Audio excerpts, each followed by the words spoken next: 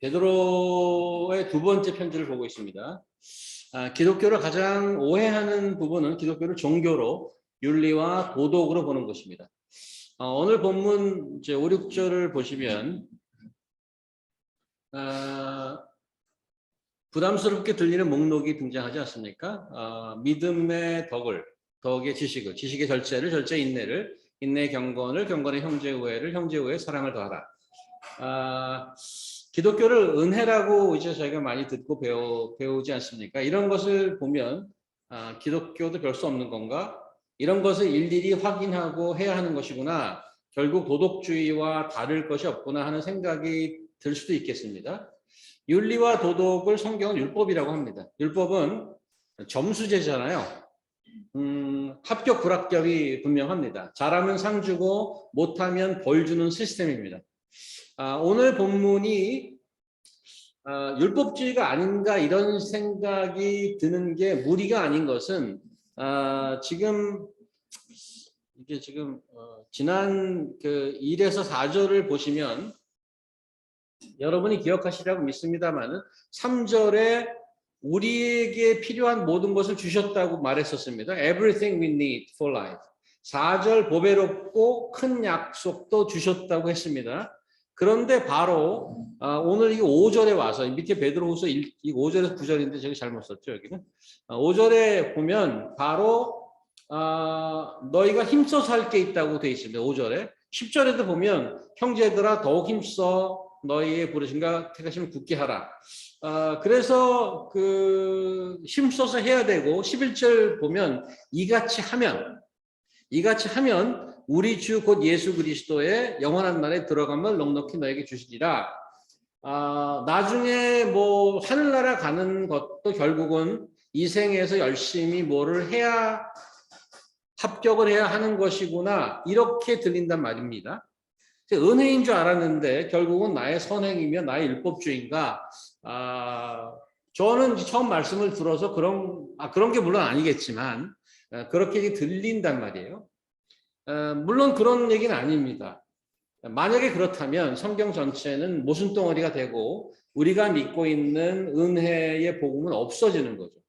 그렇다면 하나님께서 우리에게 필요한 모든 것을 주셨다고 했는데 그리고 은혜와 평강이 넘친다고 앞서 말씀드리지 않았습니까? 그렇다면 우리가 더욱 힘써야 할 것이 아직 왜 남아있는 것일까?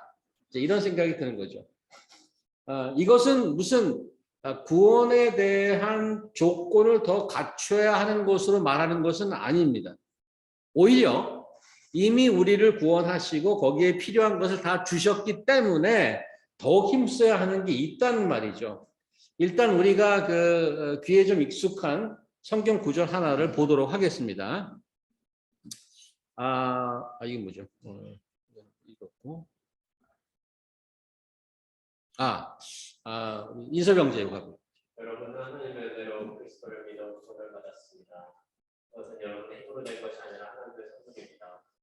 그것은 어떤 행위로 된 것이 아니므로 아무도 자랑할 수 없습니다. 자, 분명하게 우리가 알고 있고 메모라이즈 하는 겁니다. 하나님의 구원은 선물이다. 행위로 하는 게 아니다. 그런데 바로 10절에 보면은 성보형제고 10절 한번 읽으세요.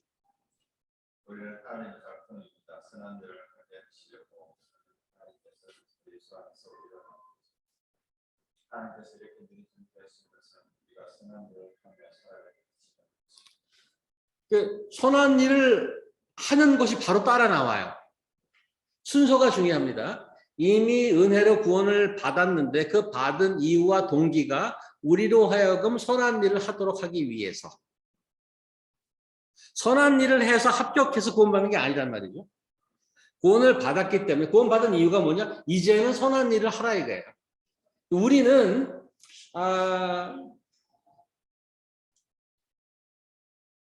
그 사실 10절 앞에 그 원어에는 for가 들어가 있습니다. 왜냐하면에 들어가 있습니다. 그 이유. 우리를 구원해 주신 이유가 선한 일을 하도록 하기 위해서 그렇게 만들어 주셨다. 이렇게 얘기하는 거죠.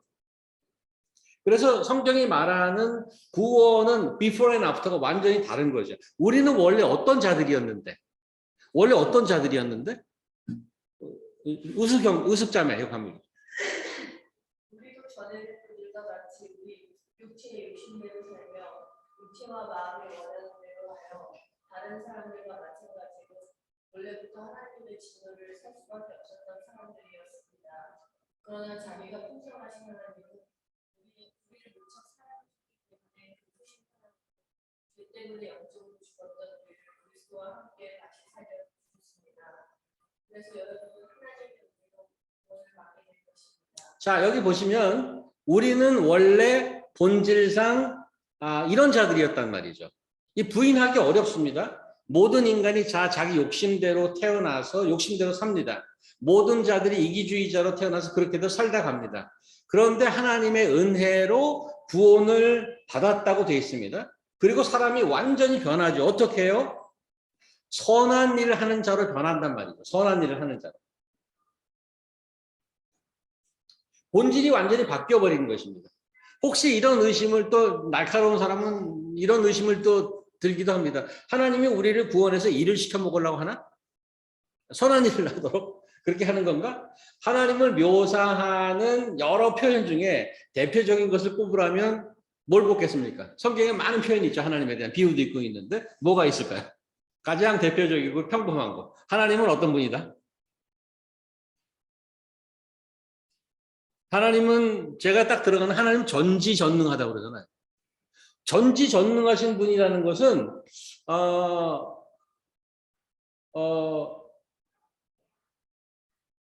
하나님께서는 홀로 스스로 완전하신 분이에요. 도우미가 필요하지 않단 말이에요. 인간의 존재는 하나님을 화나게 할 뿐이에요. 여기 그렇게 나오지 않습니까? 본래부터 하나님의 진노를 살 수밖에 없던 사람들. 인간이 옆에 있으면 걸리적거려요. 도움이 하나도 안 돼요.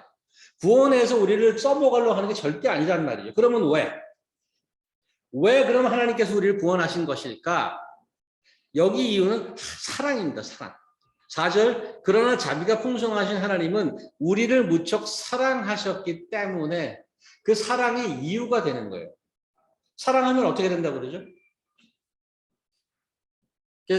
살다 보면은 가족 사진을 찍으면 지금도 이렇게 두 분이 오래간만에 떨어져 있지만은 닮아가시는 겁니다. 이렇게. 사랑하면 닮아가잖아요.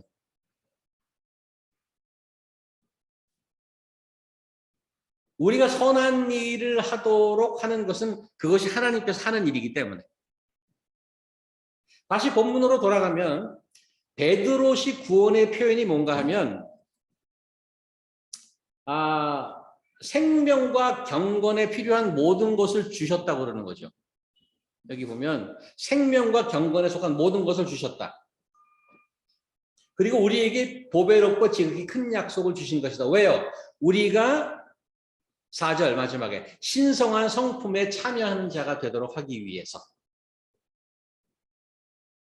우리는 원래 하나님의 형상으로 지음받은 자들이었습니다. 인간은 죄로 말미암아 그 아름답고 귀한 것을 다 잃어버렸죠. 그것을 다시 회복하는 것이 구원이고 사랑입니다. 이제 그렇게 모든 것을 다 주셔서 우리가 구원받았기 때문에 우리가 힘써야 할 것이 있습니다. 구원받은 자의 모습을 드러내는 겁니다. 그래서 여기 지금 5절, 6절에 나온 믿음의 덕을, 덕의 지식을, 지식의 절제를, 절제의 인내를, 인내의 경건을, 경건의 형제우애, 형제우애의 사랑을 더하는 일인 것이죠.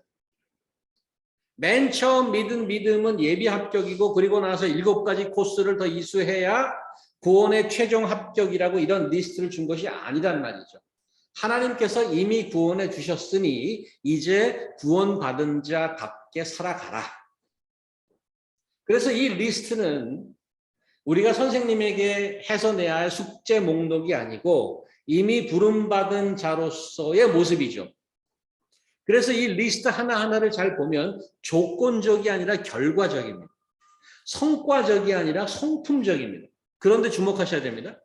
그러면 우리가 이런 모습으로 사는지 안 사는지를 어떻게 알 수 있나? 8절, 9절입니다. 이런 것이 너에게 있고 9절은 이런 것이 없는 자는.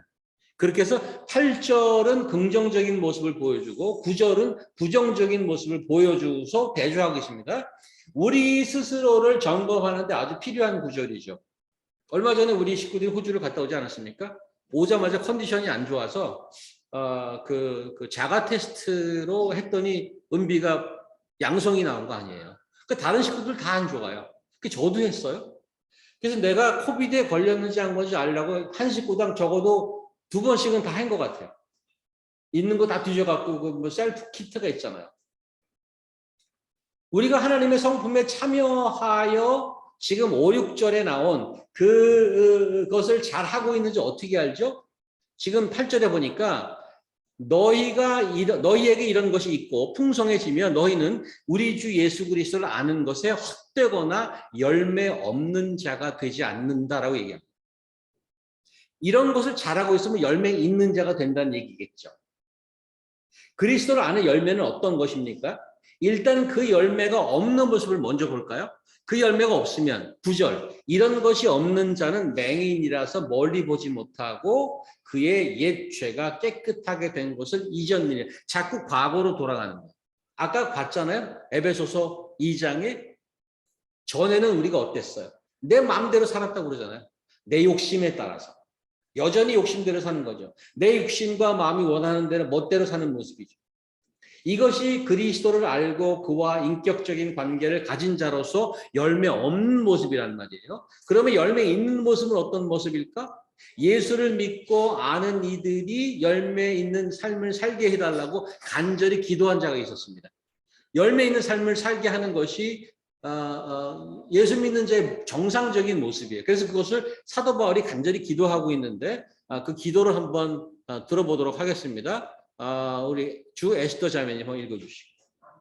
안 보이십니까? 네, 나이가 들어가시는 모습이 우리 저 세진 자매님 가까이 있으니까.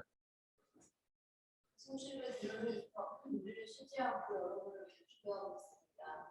우리는 하나님의 모든 영적인 지혜와 총명으로 여러분에게 그의 뜻을 아는 지식을 채워주시기를 기도합니다. 그래서 여러분이 주님을 믿는 성도다운 생활을 하여 모든 일에 주님을 기쁘시게 하고 모든 선한 일에 열매를 맺으며 하나님을 아는 지식이 점점 자라기 바라는 것입니다. 그리고 하나님의 영광스러운 힘을 통해 오늘 모든 능력으로 여러분이 강해져서 모든 일을 기쁨으로 선포되고 제 나라에서 성도들이 얻은 축복에 참여할 수 있는 자격을 우리에게 주신 아버지께 감사하기를 바랍니다. 왜냐하면 하나님은 어둠의 권세에서 건져내서 자기가 사랑하는 아들의 나라를 주셨기 때문입니다. 자, 제가 기도를 하고 있어요. 8, 9, 10, 11절 기도하고 있는데 이렇게 해서 구원을 받게 해달라는 거 아니라 12절. 왜냐하면 이미 우리를 어둠에서 구했기 때문에 그렇게 살라는 얘기예요. 이 구절을 보면서 우리 한번 생각해 볼 수 있길 바랍니다. 우리 삶에서 예수 그리스도를 알고 믿는 열매가 어떻게 맺어지고 있는지 아니면 그냥 과거로 돌아가서 그냥 내 욕심대로 살고 있는지. 최근에 그 의대를 가고 싶어하는 리디모 교회를 다니는 한 학생을 만났습니다. 그래서 메디컬 스쿨을 가려고 MCAT을 봤대요. 학부에서 MCAT을 봐야 그 점수를 가지고 저는 MCAT이라는 소리를 많이 들었는데 어떻게 들어보니까 그 MCAT 점수로 어플라이를 하는 거래요. 메디컬 스쿨을. 그래서 그걸 보고 이제 뭐 억셉트 되면 가는 건데 뭐 학비도 엄청나대. 장학금도 별로 안 준대요. 뭐 이게 돈이 얼마나 많이 들겠어요. 왜 의대를 가고 싶냐고 제가 물어봤어요. 그랬더니 일단은 부모님이 너무 푸시한대요. 부모님 의대를 가라고 그러는데 자꾸. 그래서 너는 싫으냐 그랬더니 자기도 거기에 뭐 부모님의 거기에 무슨 뭐 반대는 안 하고 동의하기 때문에 열심히 공부하고 있대요. 근데 최근에 본 어님께 점수가 아주 자기가 원하는 대로 안 나와서 걱정이 많다고. 어쨌든 그거 갖고 뭐 어디든 다 어플라이 할 거라고 저한테 그러더라고요. 근데 지금 그 학생이 NYU 바이올로지를 다니고 있는데 NYU 최근에 폴리시가 의대 들어오면 튜이션 프리를 만들어 버렸어요. 그 의대를 들어가면 학비를 안 내는 거예요. 그러니 얼마나 이게 NYU에서는 좋은 학생을 유치하겠다는 정책을 쓴 거죠. 요 드라이가 뭐 acceptance rate가 거의 less than 1% 정도 될 거란 말이죠. 근데 거기도 어쨌든 다 늘 거래요. 왜 의대 가고 싶냐 하니까 돈을 많이 벌고 싶대. 아주 솔직하게 대답하죠. 돈을 많이 벌고 싶대. 그래서 그런데 이제 걱정하더라고요. 그 의대를 끝나면은 빚더미 앉을 텐데 그 빚을 다 갚고 나면 언제 돈 벌 수 있을지 모르겠대. 그렇게 솔직하게 얘기를 하는데 그래서 돈을 많이 벌어서 뭐 하려고 그러냐 물어봤더니 대답을 많이 못 하더라고요. 내가 이제 목사라서 그런지 한참 생각을 해. 한참 생각을 하더니 금세 답을 못 하고 자기가 조금씩 변하고 있다고 그렇게 이제 얘기를 하더라고요. 최근에 그 리디머 교회를 다니기 시작했는데 거기 말씀을 들으면서 그 가족과 공동체와 교회를 조금씩 생각하고 있다. 이렇게 얘기해요. 일반적으로 사람들은 돈을 많이 벌기를 원하죠. 돈 버는 게 뭐 나쁜 건가요? 돈을 많이 열심히 일해서 돈 버는 거 좋습니다. 근데 이제 문제는 왜 돈을 벌며 그 돈을 어떻게 쓰느냐의 문제겠죠. 내가 가장 애쓰는 것의 이유와 동기죠. 돈 벌려고 애를 쓰잖아요. 근데 왜? 어디다 쓰려고? 사람들은 돈 많이 벌어서 어디다 쓴답니까? 제가 잠깐 한국에 갔다 왔는데, 그 친구들 다 크리스천들인데, 놀랍게도 그 전체 이야기의 50%는 집과 연금에 관한 얘기를 하더라고요. 집과 연금. 그러니까 노후 대책에 관한 것과 집에 누가 어디가 올랐느니 안 왔느니 다 크리스천들이에요. 그래서 거기다 대고 무슨 너는 뭐 그 나쁜 일은 아니죠. 근데 많은 대한민국의 국민들이 그 부동산과 집값이 뭐 5억이 올랐네, 뭐 1억이 떨어지네, 뭐 대부분 그런 뉴스에 많은 시간과 에너지를 쏟고 있어. 돈을 많이 벌면 어떡할 거냐? 좋은 집, 좋은 차, 맛집, 명품, 스포츠, 여행 뭐 이 정도입니다. 거기에 시간과 에너지를 대부분 쓰면서 세월이 가는 거죠. 거의 자기 자신을 위해 쓰는 거죠. 하나님께서 원하시는 열매 있는 삶, 지금 5절, 6절 아까 보신 이 리스트를 보면서 한번 점검해 볼 필요가 있지 않겠습니까? 내가 예수 믿는 자라면 그 믿음만 갖고 있다고 그냥 거기 있는 게 아니고 성장하는지, 그 믿는 자로서 성숙한 덕이 있는지, 내가 지식이 있다고 뭘 좀 안다고 교만하지 않고 절제하는 태도가 있는지, 내 멋대로 고집 부리고 성질 내지 않고 참고 인내하는지, 결국 나 자신을 위해 사는 것이 아니라 나를 위해 희생하고 돌아가신 예수 그리스도를 아는 자로 이제 그분을 따라서 형제 자매를 사랑하는지, 이웃과 다른 이들을 향한 사랑의 마음과 행위와 실천이 있는지, 이런 것들이 열매 아니겠습니까? 이런 것 중에 우리가 조금이라도 하는 것이 있는지 한번 생각해 봐야 될 것 같습니다. 이 리스트 중에. 아니면 전혀 우리 손도 못 대고 있는 것, 그런 것들이 있는지. 왜냐하면 우리는 그런 선한 일을 하라고 부름을 받은 자들 아니겠습니까? 그렇게 하나님의 성품을 드러내는 일에 더욱 힘쓰도록 부름받은 자들이기 때문에 점검해야 되는 겁니다. 10년 전쯤에 이런 영화가 한번 나왔죠. 혹시 보셨나요? 저는 이거 그냥 재밌다고 해서 봤는데 정말 재밌더라고요. 국가대표라는. 스키 점프에 관한 하정우도 나오고 옛날에 젊었을 때죠. 2009년인가 지금 나왔으니까 13년 전에 나온 영화입니다. 이 스키 점프에 한국에 당시에 등록된 선수가 7명. 등록해서 7명. 그 중에 국가대표 4명. 7명 중에. 열악한 현실 속에서 모두가 불가능하다고 한 일에 도전하는 겁니다. 올림픽에 나가고 싶은. 올림픽도 예선이 있잖아요. 그러니까 대한민국 스키 점프들의 실화를 허구가 많이 들어가 있는데 실화를 모티브로 한 영화입니다. 실제로 선수들은 점프대에 스프링 쿨러가 고장나면 고무옷으로 물을 뿌리고 뭐 연습할 때뿐만 아니라 돈이 없으니까 아르바이트로 뭐 지원도 별로 없죠. 아르바이트에 가면 생활비, 훈련비 충당하고 대회 출전할 때마다 비싼 점프복을 살 돈이 없어서 그냥 기워서 입고 그렇게 경기를 치릅니다. 지금도 국가대표 4명 중에 2명만 실업팀에 속해 있대요. 나머지 선수들은 뭐 여전히 턱없이 부족한 지원 속에서 고된 아르바이트 하면서 생활합니다. 그럼에도 불구하고 그들은 모든 역경을 딛고 묵묵히 모든 어려움을 견딥니다. 이들이 그렇게 애를 쓰는 이유가 뭐죠? 한 가지예요. 한 가지. 국가대표로 부름을 받았어. 국가대표로 부름받았다는 그 이유 하나로 애를 쓰는 겁니다. 실제 이들이 이뤄낸 성과가 제가 찾아보니까 1998년 나가노 동계올림픽 단체전에 가서 꼴찌한 거예요. 예선을 통과했나 봐. 어떻게 해서. 거기서 꼴찌한 게 그들 기록이에요. 이들을 처음에 국가대표로 부른 것도 금메달 따와라고 부른 게 아닙니다. 그런 종목을 가본 적이 없어서 그 사람들을 뭐 하는 사람 없나 하고 그렇게 부른 거예요. 그럼에도 불구하고 이들의 애쓴 것이 많은 이들에게 감동과 위로를 준 이유는 뭘까요? 이게 한 800만 들었어요. 굉장히 히트작이죠. 물론 뭐 영화니까 감동적으로 만든 부분이 없잖아 있습니다만 자기들의 부름에 최선을 다해서 애쓰는 모습이죠.